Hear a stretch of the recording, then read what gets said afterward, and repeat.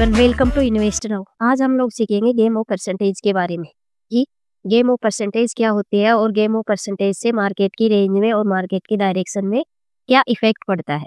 तो चलिए शुरुआत करते हैं। अब देखेंगे कि जो WTT या WTB की परसेंटेज है वो इंक्रीज और डिक्रीज होती है तो वो मार्केट की रेंज में इफेक्ट डालती है, जो मार्केट की रेंज होती है उस पर इफेक्ट डालती है।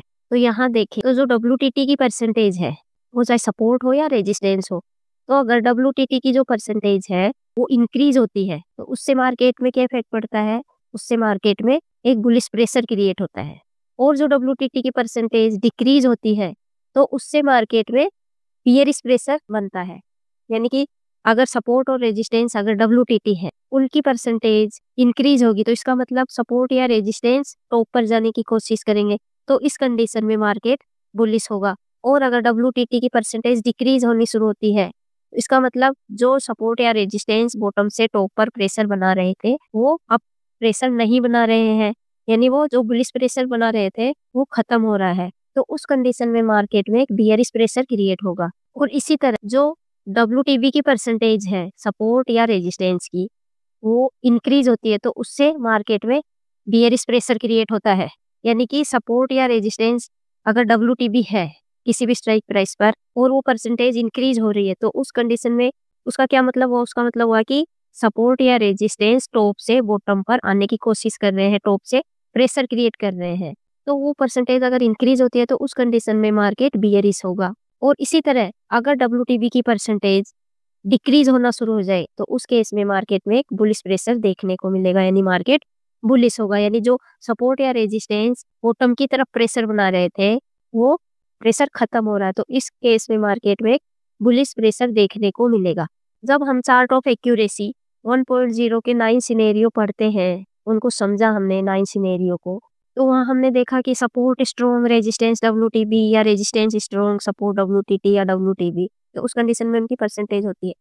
तो अगर वो परसेंटेज इंक्रीज या डिक्रीज होती है तो उस कंडीशन में एक जो रेंज बनती है मार्केट की उसमें क्या परिवर्तन आता है उसको हम इन्हीं 9 सिनेरियो में 1 बाय 1 समझेंगे। हर एक सिनेरियो में समझेंगे कि अगर परसेंटेज इंक्रीज हो रही है तो उससे उस रेंज में क्या इफेक्ट पड़ेगा, और अगर परसेंटेज डिक्रीज हो रही है तो रेंज में क्या चेंज होगा, और अगर परसेंटेज स्टेबल है तो उस कंडीशन में उस रेंज में क्या इफेक्ट पड़ेगा। इन सभी को हम 1 बाय 1 सिनेरियो में समझेंगे।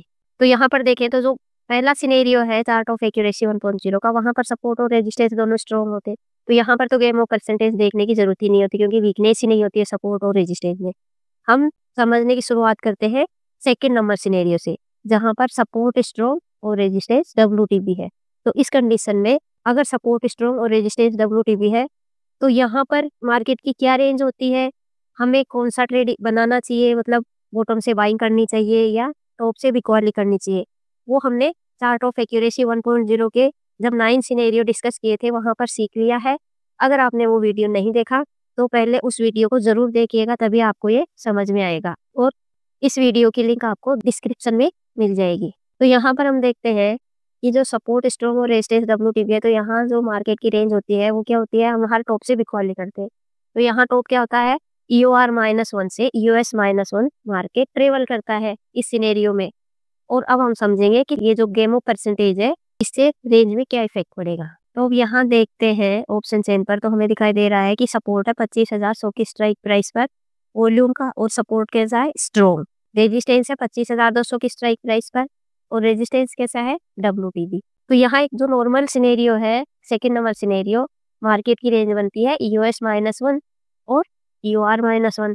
तो अगर जो ये परसेंटेज है WTB की ये इंक्रीज होती रहती है तो ये एक बियरिश प्रेशर क्रिएट करती है। इस कंडीशन में मार्केट की रेंज होती है EOR-1 से EOS-1, यानी एक्सट्रीम बॉटम हो गया EOS-1 और जो टॉप हो गया वो हो गया EOR-1।